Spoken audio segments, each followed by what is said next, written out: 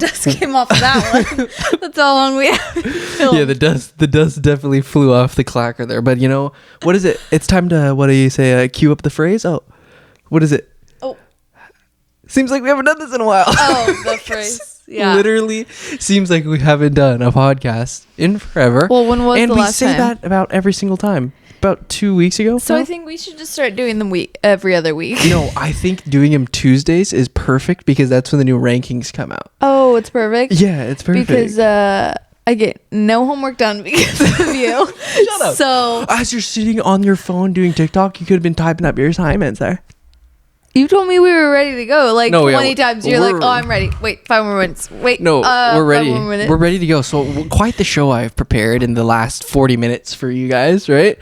And you're going to be proud of me because I did exactly what is probably the hardest thing. So when people ask me, usually since no one else around here watches fighting, it's mostly Bianca. When she asks me, who's your favorite fighter?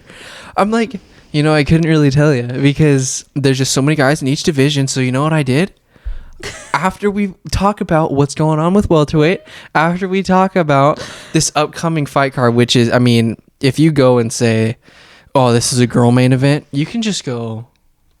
You know, you would have said that. You can just go sit down and just shut up for the rest of your life because this is going to be the best women's main event that you're ever going to see in your entire life because it's two of my favorite fighters clashing it out this weekend. But that's besides the point. So after we talk about all the things, we're going to get to Kellan's most exciting fighters in each weight division. I give you guys 2-3 options, and then I'm going to give a winner. In some divisions, they're going to have just one clear guy.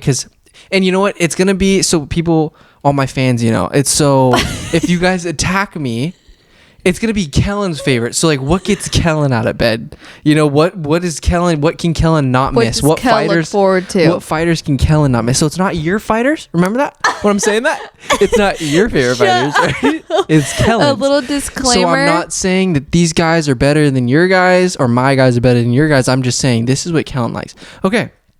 Good little disclaimer. Yeah, so, and I'm actually really excited. I mean, not excited. I'm really happy we didn't do a post UFC 273 podcast because Bianca and I, even though recurring theme here, usually the things we talk about 2 weeks in the past now. So we get a time to think about it and give you our honest to God, like, I've been thinking about everything. And Khamzat Chimaev, I mean, I was disappointed, was I not? Yeah, at the beginning, I don't even think that he should have won that. I rewatched the fight, and I can affirm to you that he did win the fight.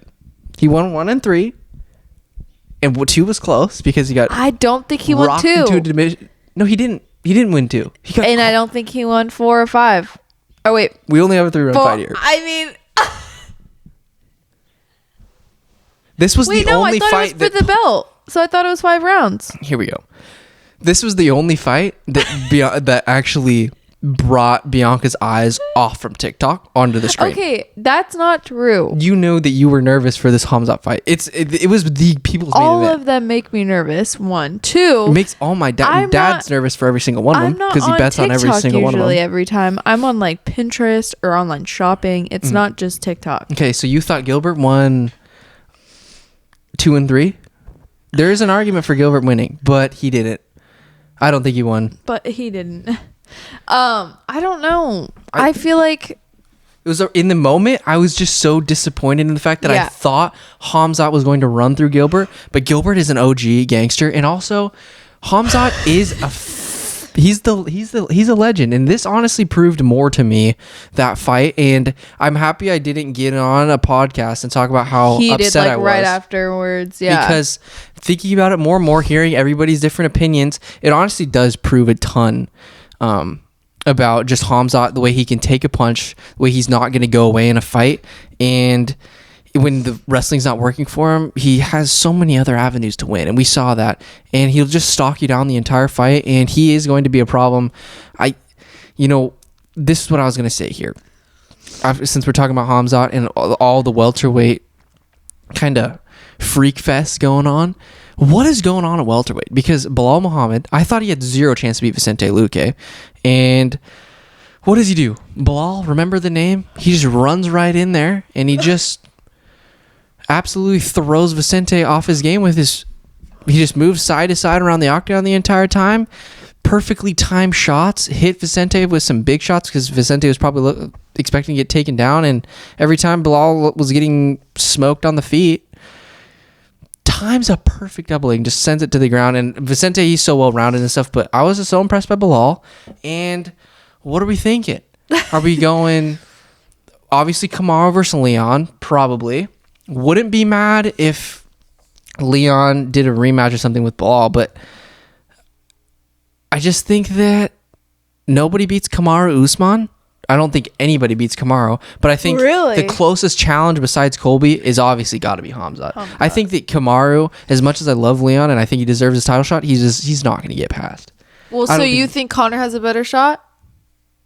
Because you just said besides Conor is Khamzat. I mean Colby. Oh, maybe you said Colby. I think I heard Conor though. Okay. So this throws off my whole entire thought process. But no, Colby is this. He's 1B. Khamzat's 1C. Okay. Leon he's number 2, and then like I guess you got to put Bilal. So who's 1A? 1A is the champ, Kamaru Usman. Okay, I'm just saying. My whole point is everything's all jacked up here, but I guess at the end of the day, it doesn't really matter because nobody's beating Kamaru, and that's a fact. Kamaru is not going to get taken out by Khamzat. I don't care what anybody says. I thought that Khamzat could get by. I just don't think it's happening. Because after this Gilbert fight, you thought he was going to like rake through him, but because he didn't, you're like, there's no way he's going to make it with Usman then. It's like an interesting kind of dynamic because it's like you could think of it like, okay, Khamzat showed a lot of heart. Maybe he does have what it takes to get by Usman, but at the same time, you can take it as, look what Usman did to Gilbert. And I don't know if Khamzat Gilbert and Khamzat barely. Khamzat's best attribute is the fact that he can find a way, even when things aren't going his way. It seems like he can sway the fight still because he still maintains pressure and he still has good striking. So if he gets into a brawl with Usman, he could get Usman into a situation where even though Usman may be winning a fight, because of Khamzat's pressure and his just relentless mentality, it could lead to Kamaru making a mistake. Like it could lead to a brawl. Like I just see like a lot of Khamzat's fights turning into like just a freaking bloodbath like Gilbert. Because he's just so high level that I think a lot of other guys are it's just going to be a freaking clash, dude. It's going to be so interesting to see how other people approach fighting him because Colby, what's the number one go-to for Colby? He's going to try to take you down. Yeah. But that's not going to happen. Did you see Khamzat was standing straight up in the air? Gilbert Burns, who was built like an absolute tank, grabs a single leg. It looked deep. And what did it have? It looked like Gilbert ran into a brick wall. And he just stuffs it. And then even on perfectly timed takedowns, Khamzat sprawls. It's like you don't even have a chance, dude. So I don't know what's going on at welterweight, who's going to do what Bilal Muhammad is doing. But I guess I got to put some respect on remember the name Bilal Muhammad, dude. As much as I don't want to watch that, but he's doing good on the feet, and that's good. Who was another fight that happened after? I like Bilal. Bilal's fine. He's a funny guy, but it's just I really like Vicente, and it was just like hurting my feelings that Vicente lost. Also, my dad bet on Bilal, and then he just like rubs it in my face, and it's like, oh my god. But okay, what was another fight that was on that card with Khamzat? Not the Volkanovski, but the other one. That was also a really good fight. Oh, Piotr and Aljamain. Yeah, that one was good. Is that the one I'm thinking of? I don't know. Volkanovski absolutely tore through Chan Sung Jung. Yeah. You see that one coming? Oh, also, dude, I predicted it. If there was one fight to be an upset, it was Aljamain. Mm-hmm. Just we overlook all these guys, Juliana Pena, Aljamain, overlook them, and then all of a sudden they just get the dub. Yeah. Even though he had his butt kicked in 4 and 5, and I think that should get you a fight. If you get your butt kicked in the last 2 rounds of the fight, dude, you shouldn't. I don't know. I agree. Stupid. That was dumb. Yeah. But what was another fight on that card, dude? I don't even remember. I feel like there was another good one, but maybe it was just those. There's tons. I mean, because there was ones where we're like, oh, they're definitely done. Maybe I'm thinking of the Gilbert fight. Yeah, Gilbert shelled up multiple times. Because we were like, oh, he's done for, like, stamina-wise. Oh, yeah. And then he just comes back and starts throwing overhand rights like a madman. Yeah. But what is going on at welterweight? We don't know. It's going to get sorted out soon. As soon as the welterweight title fight with Kamaru Usman gets announced between Leon and Kamaru, if that happens, everything is going to sort itself out. Because then we're going to get Colby Khamzat, and then we'll get Bilal versus maybe Gilbert or something fun like that. Bilal probably is gonna fight sooner than that though. So who do you fight though? Is Bilal gonna be on the sidelines for a bit? Let me see your rankings here. Bilal. Yeah, he's in a tough spot. Bilal's gonna be sitting down unless he wants to fight somebody behind him, which I don't think he's gonna do. Yeah. What's the fun thing that you have planned for us today? I told you. Did you not listen? No, I know. Well, you on TikTok again? Every time I look at my man, I'm like, oh, TikTok. You're such I hear liar. The same as it was Harry Styles sound every goddamn 5 seconds. You are dude. such a liar. I'm just kidding. I'm kidding, dude. But yeah, now I guess I've been so excited to talk. Have a platform to talk to you guys about my feelings about these fights. But I guess let's just hop right in really quick, and then we'll get into our game, and then talk about some of the newly announced fights. So you didn't explain the game to me, though. You said we had something fun. It's not a game. Yeah, you. This isn't a game. But you just call it a game. You just had to hop right into the game. I said I'm going to pick my most exciting fighter in each weight division. Yes, no, I know that, but you said it was a game. It is a game for me. Okay, games are fun, so I was looking forward to the fun game. I'm not saying that doesn't sound fun. I'm excited. I'm really excited. Okay. Very looking forward to it. Okay. Got a new couch. Feel free. I'm kidding. I'm kidding. Okay, so that's enough with the Luke Muhammad. I got to go rewatch some of those fights, doing stuff on Saturday. Kellan has to have a little bit of a life, am I right? You can't just sit at home on Saturday and watch every single fight. But you can. You do. Usually. Oh, you can actually. But you do. Actually, you can. Okay. Unless I force you to do something with me instead. Anybody hating on this main event, you don't know anything about fighting, and I don't know anything about fighting. I'm sorry, but I do know enough. You would have hated on that main event a year ago. This main event, Jessica Andrade versus a year ago. Amanda Lemos, a year ago. You're telling me a year ago. I'm not gonna call you out right now. A year ago, I said Jessica Andrade had performance of the year against Caitlin Chukagian, and then Amanda Lemos has been on my radar forever. The women's fights are sometimes sleepers. There's plenty of men's sleeper fights. This is not going to be a sleeper. This is going to be an eyes opener because you're going to be wide eyes. Dude, I remember. Let's just start at the top down. Ready? There's going to be 3 main juices on this card that you cannot miss, and if you do miss it, I guess go back on ESPN Plus. Am I right? So these look up clips on TikTok. Okay, there's 3 or 4 main juices that I'm going to talk about, and I'm going to do this little thing because apparently at UFC 273, I was completely unaware of this because I've been out of the loop for a little bit. But UFC 273 fan voting cryptocurrency, they're giving pay-per-views like an extra $60,000, and fans can vote. So for fight of the night. Oh. So 30,000 goes to the first place winner, 20,000 goes to the second place, and 10, which is stupid. They should do this on. Dude, if crypto.com, you bought freaking Staples Center and you can only do the extra $60,000 for the freaking pay-per-views. Do it for every fight night, losers. That's ridiculous. They should do it for every fight. Yeah, so we're going to do this for these are the ones, I'm going to rank them top to bottom, and we're going to break them down, okay? Okay. We're finally getting this fight. Kellan suggested that this happen after Manel Cap beat, was it Zaruka Dashev? And we're getting this. Or no, it's not Zaruka Dashev, it's Zhalga Zhumagulov. How do you pronounce these names just like they roll off your tongue? It's practice. It's practice. That is crazy. We're getting the Tibetan Eagle Sumu Darji, versus Manel Cap. And this is the absolutely crucial fight at Flyweight, as you guys already know, because Flyweight, as much as we don't want to think, it's actually kind of wide open. We saw Askar Askarov lose. Did we think that it was actually a possibility that he was going to lose to Kai Kara-France? No, I didn't. No, I actually didn't. But we get it now, and we got.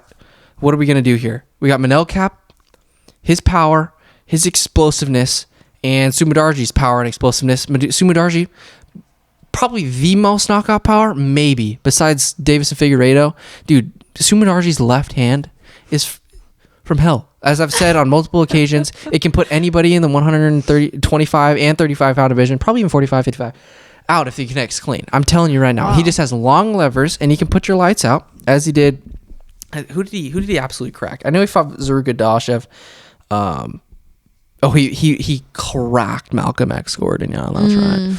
But yeah, fought Zaruka Dashev, dude. But this Manel Cap fight is going to be interesting. The biggest key factor as I'm going to take away from, like, if Manel Cap can't land a big shot, like, he cannot worry, because Sumudaerji is a long guy, and it's like a cliche thing to say, but if like Sumudaerji can find a way to keep this on the outside, dude, it's going to be a long night for Manel. But if Manel can find a way to just like find that power shot and not get frustrated when it's not coming and just throw volume, because that's what we saw against Matheus Nicolau. He didn't throw enough volume, and he was landing the better shots, but he wasn't landing enough volume, and that's what ultimately, apparently the judges thought that Matheus Nicolau won that fight. But when you're watching a fight with somebody, my friend, I was watching Matheus Nicolau versus Manel Cap, Austin Frost, we were watching it together, and Austin literally thought Manel Cap won the fight. So if 3 judges are ringside and give the fight to somebody that, like, my friend who doesn't watch UFC thinks Manel Cap won, if you give it to the other guy, I don't think those people should probably be judging, right? No, 100%. My friend that doesn't watch UFC thought Manel Cap won that fight, probably should have gave it to Manel. And Manel's, he's gonna be Starboy is gonna be fighting for the title soon, dude. Like, if he gets a dub here, it's whoever gets a dub here, they're gonna absolutely propel themselves in the superstardom, because it is so wide open. All these fights in the top 5 are winnable. We've seen it. There isn't like a gap really between the champs. Like Brandon Moreno and Davis Figueroa, they're like on the same level. Kai Kara-France, in my opinion, he hangs right with them. Alexander Pantoja, all these guys. Askar Askarov's going to be fighting Alex Perez. They're all on the same level. Anybody can win the belt on any given day. So big fight in flyweight division there. I think that if they were to give the $10,000 winner, whoever's going to win that fight, I think that would probably be the third fight that I'm looking for. Like, that's my third ranked favorite fight on that card for sure. Okay, now, second one. Been waiting a long time for this guy to fight since he beat Andre Ewell. Charles Jourdain is going to be fighting Lando Venata. Lando Venata, as we know, as absolute killer at lightweight. But Charles Jourdain, dude, when his fight against Ilia Topuria, because Ilia Topuria was having weight problems when that fight got called off. Same.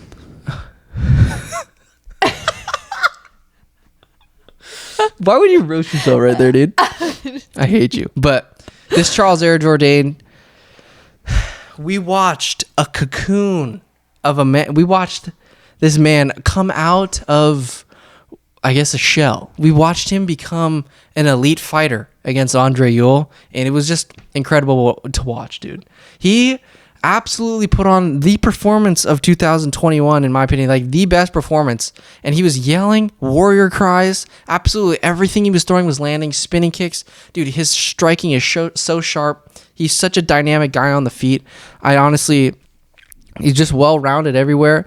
And this Lando Venata fight is going to be a test, because Lando Venata, dude, I think his last time out, did he fight Mike Grande? Yeah, he beat Mike Grande, split decision, dude.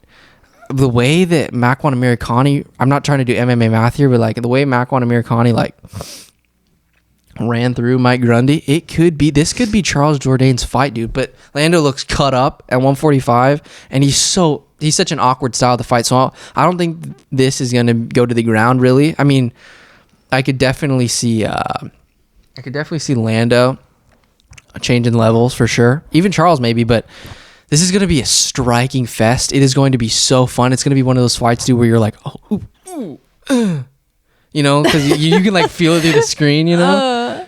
That looked like I had a stroke right there. But this fight is honestly like, this is a match made in heaven at 145, dude. This is legit fight of the year contender, because Lando, as we know, dude, he's hung with like prime Tony Ferguson, and Charles Jourdain absolutely became a manimal against Andre Ewell, dude. It was just like, he talked about in his post-fight interview, like, back was against the wall, even though he probably would have got re-signed no matter how that fight would have went, just because he's such a promising young prospect. But these two dudes, these guys are fireworks, and it's going to be insane. I couldn't even tell you who's going to get the dub, but if I'm betting on it, if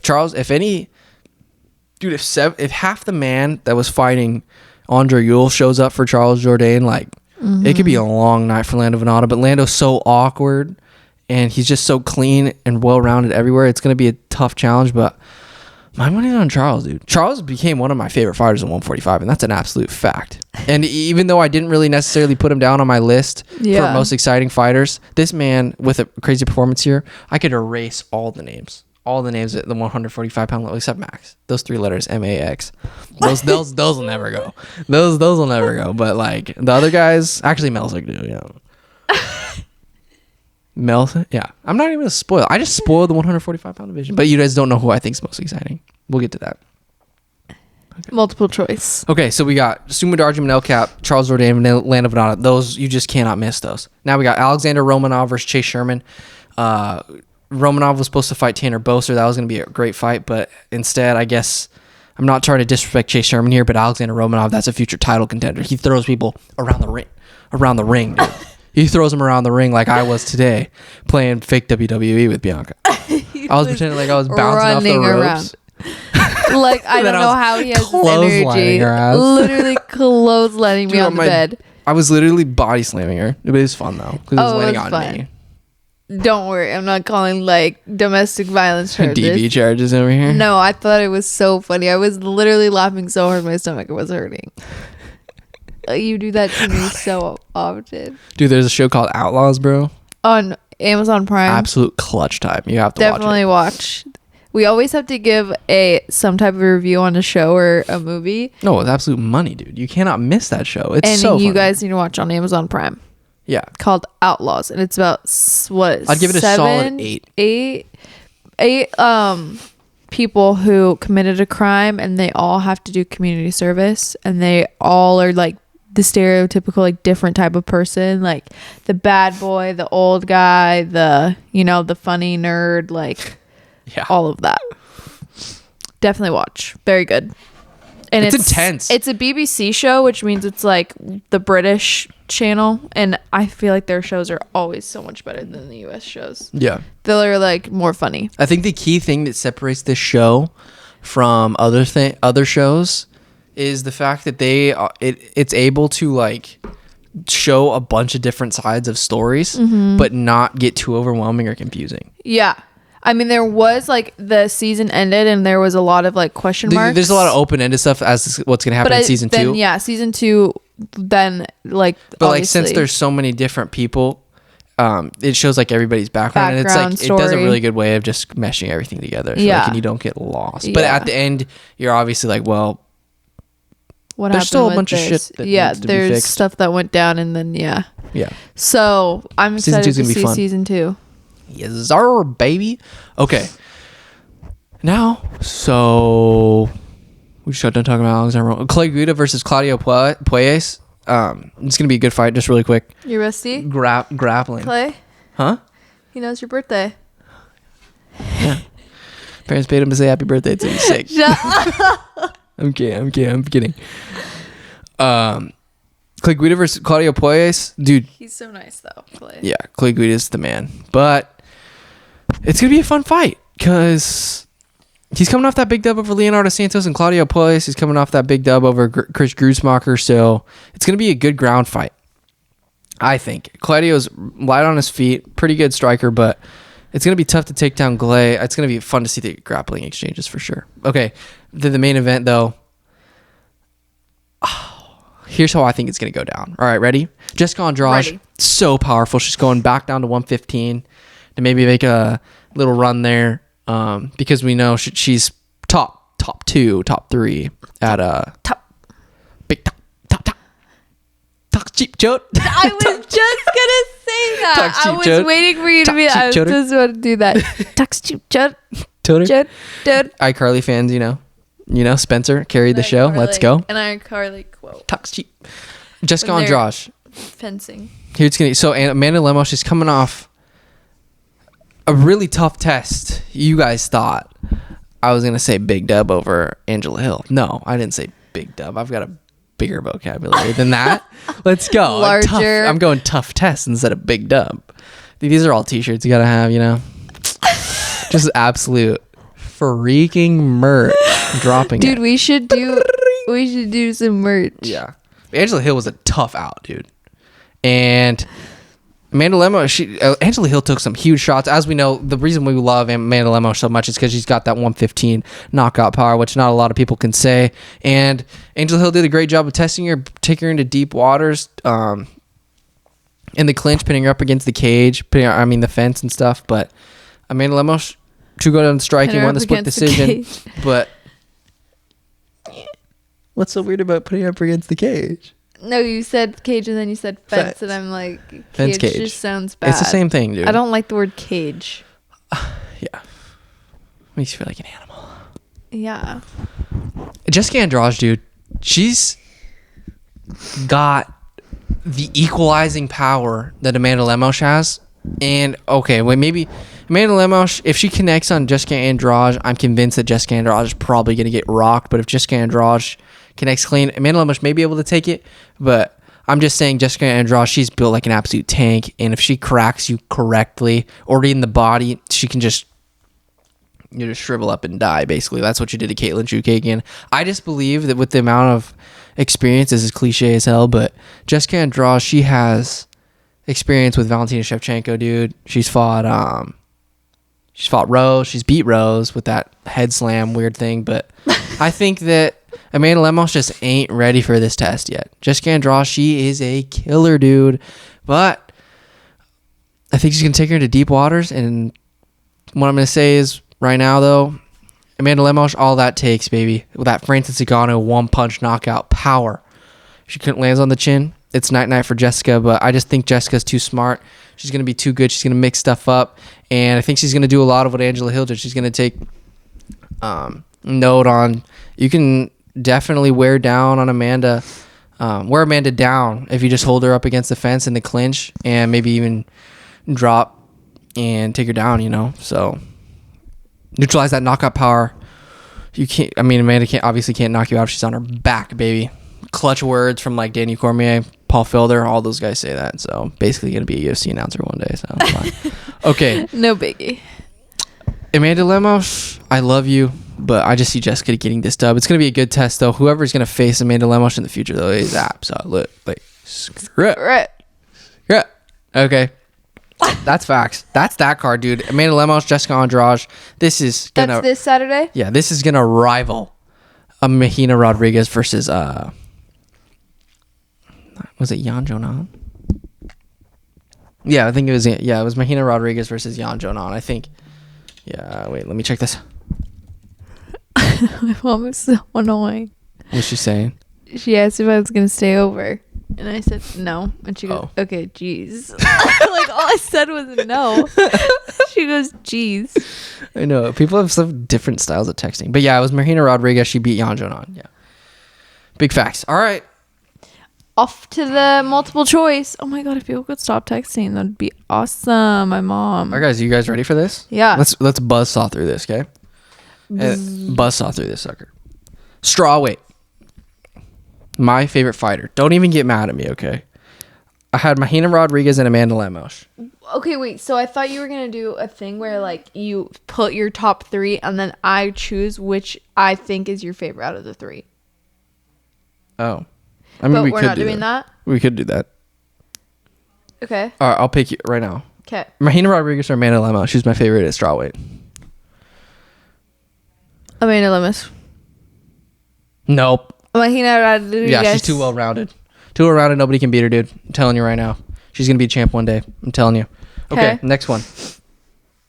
So these are your top three of these each. Women. Yeah, these are my favorite that I love to watch. Yeah. Like, no matter what. But then out of those, do you have one that you like a little bit more? Yeah. Okay. Women's flyweight.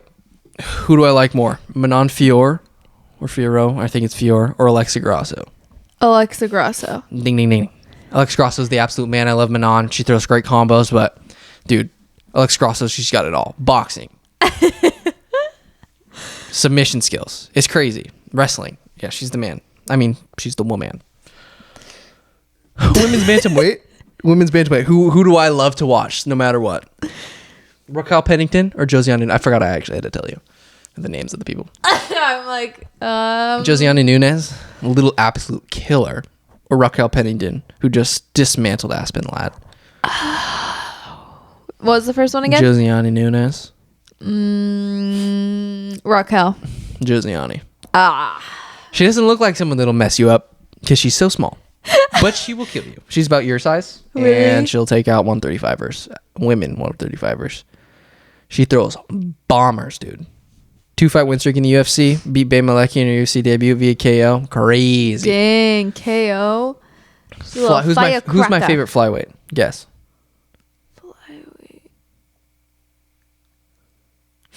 Flyweight is 45.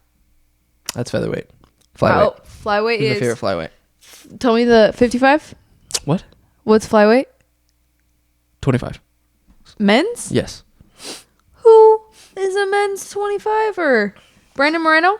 Yeah, that's my favorite. Wait, did I really get it right? Yes. No. Ride did with him day one. No. I told everybody he was gonna be Davison Figueiredo. His boxing is so clean. He's the man. Wrestles, takes everybody down. Are He's you my so man. impressed I got that? Yeah, he's my favorite flyweight.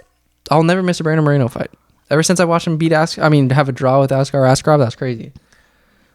He's the man. You're so funny, but Who's my favorite? Really proud of myself. Who's my favorite men's bantamweight? Adrian Giannis, Merab Dvalishvili, or Song Yadong? This is tough one, huh? Tough one. I'm gonna go Dvalishvili. Oh yeah. Yeah. It's gotta be Merab. Okay, so what I was gonna do was I was making an official my official like can't miss fighters list, and it was Hamzat, Max, Rafael Fiziev, Iron Mike, Chandler, and Shane Burgos. These aren't necessarily like my favorite guys. These were just like the most exciting guys that I think that everybody has to watch in order, like if you want to become a UFC fan. And I had Merab on there, but it was so tough. I couldn't pick between like Shane Burgos and Merab, or like it's just so hard. It's so tough. But okay, who's my favorite featherweight? And I'm gonna take out Max because Max doesn't count. Okay, because he's like god tier. Okay, he's like god tier. Melsik Bagdasarian, Shane Burgos, or Ilia Topuria? Ilia Topuria.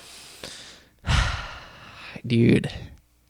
Do I know you? It goes no. It goes Shane. What? It goes Ilya. And then it goes Melsik. Wait, Melsik's the man. You told me that you like Ilia Topuria is like one of your like top fighters ever now. Dude, this is why it's hard. Am I right? So you're just changing this daily on me because I asked me the gun. How many segments have we talked about the gun? Melsik, the Armenian Melsik. No, you put him the below Armenian gun. Ilia Topuria. So no, but Melsik's my favorite. I know Georgians. God, it's so tough. God, okay, I just love Melsik, dude. Melsik. Wait, he's so exciting. Wait, what was the three you listed? Ilia Topuria. What was the three that you just listed that I had to guess from? Shane Burgos. Yeah. Ilia Topuria. Melsik. And so you're giving Melsik Bagdasarian is my favorite featherweight to watch. I thought you just said it was Shane. Okay, obviously we're not listening. I swore you just said it was Shane. And I was like, what? Play back the tape. I swore you said your favorite is Shane. Dude, Melsik's the man. Play back the tape. I don't even care. Do a little rewind. Play back the tape. Okay, whatever. Who's my favorite? Lightweight. Iron Mike or Rafael Fiziev? Rafael. Man, this is a toughie. Iron Mike. I don't know. Do you don't even know? Michael Chandler's never been in a boring fight. Neither is Rafael Fiziev. But I gotta go with Iron Mike. Iron Mike was my favorite lightweight to watch. For sure. Mans has grown on me. Wait, who is it? Iron Michael Chandler. You didn't say Michael Chandler. You said Iron Mike. I thought that was his name.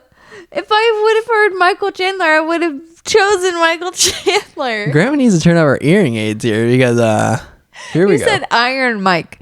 As a person who doesn't know a whole lot of UFC lingo and nicknames, you know more than I guarantee 70% of the planet Earth. I agree, but I wouldn't say 70. 90. No, like more than like 40. Okay. I think I'm giving myself really low. Yeah, okay, whatever. All right. Wait, no, actually, tell me what we're gonna name 5 fighters. Who are your 5 5 favorite fighters? I like big butts. That shouldn't have been funny. That shouldn't have made me laugh. Whittaker. Watch my phone be dead. Watch my phone be dead. I know. What if there's 20% comes up? Yeah, it's fine. Okay, Robert Whittaker. The rubber Whittaker. I like all the New Zealanders. The boot guy. Ty. And then I like Dan Hooker, but like it's like And then I do like Michael Chandler. I used to not. And then I like there's a lot of ones I like. I like Brandon Moreno too. Mm-hmm. And then see that black thing? You're not talking to it. All right. And then I like I forget the other one. We don't have to eat the mic, right? So we're performing at the Pepsi halftime show at the Super Bowl, right? I want a Diet Pepsi. Yeah, so okay. Are you No, Bianca got me a whole bag of Kit Kats.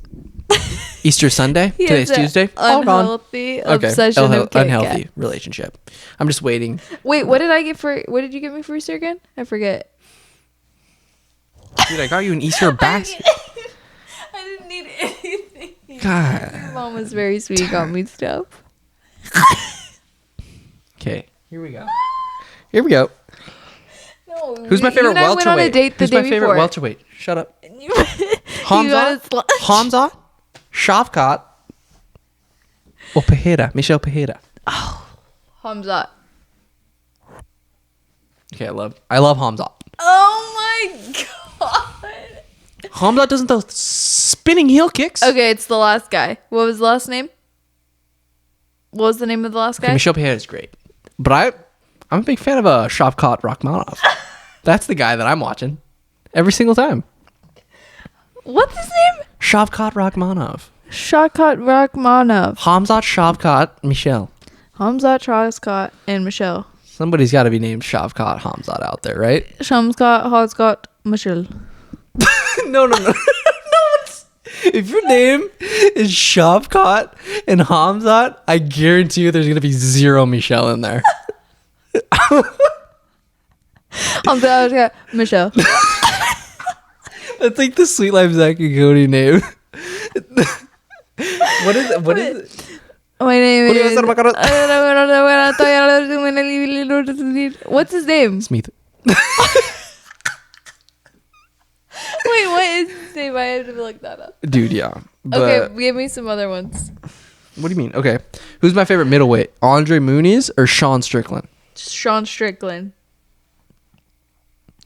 It's Andre Muniz for sure. Is it? Yeah. Just because he's so good and he can take anybody in the division down and he'll submit you in the first round. And I love Sean Strickland, but his fights, I just don't see his, like, he's so exciting and he's so much fun to watch, but you can kind of tell that the moment gets to him a little bit and he thinks about, like, oh my God, if I lose this fight, he's going to fight safe. And there's nothing wrong with fighting safe for himself, but it's like fun. Andre Muniz, I feel like, just doesn't give a shit. And he's going to take everybody down no matter what. And his style of grappling is just super exciting. That's sick. I love Sean Strickland. Sean Strickland's the man. He's obviously my top. These are my top two favorite middleweights for sure. Okay. Who is my favorite light heavyweight? Dao Jung, Kiri Prochazka, Michel Oleksiejczuk, or Jamal Hill? Yamhal. Name the first two again. Kiri Prochazka, Da Un Jung, Michel Oleksiejczuk, or Jamal Hill. Michel Oleksiejczuk. You know me well. Michel Oleksiejczuk, dude. He's a sleeper at light heavyweight, and he could move down to middleweight, maybe, but the man just fought Dustin Jacoby, who's one of the best kickboxers in the division, and he hangs with you.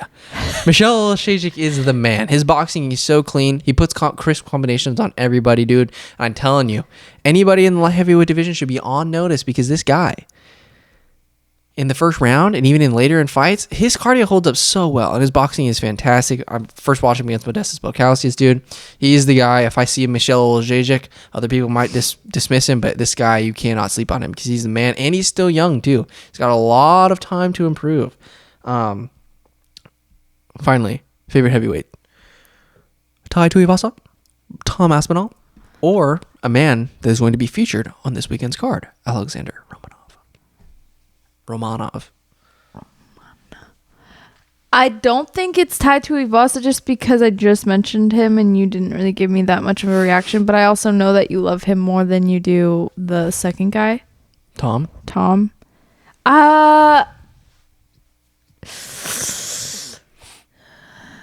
Okay, I love Alexander Romanov, but I'm going to dismiss him. Pick between Tom and Tai. Yeah, I knew it wasn't the last guy. Tai. He's the man.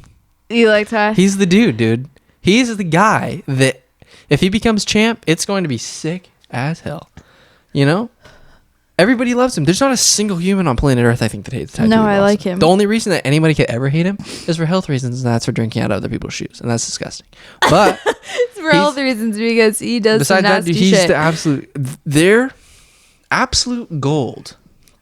Like Fox, they have a young guy, like a New Zealander dude, probably he looks like he's my age, but he's probably older, and he hosts a UFC show, and he gets to talk. His hosts are like. His guest hosts are Alexander Volkanovski, Robert Whittaker, and Tai Tuivasa. He gets to talk to Robert Whittaker and Tai Tuivasa.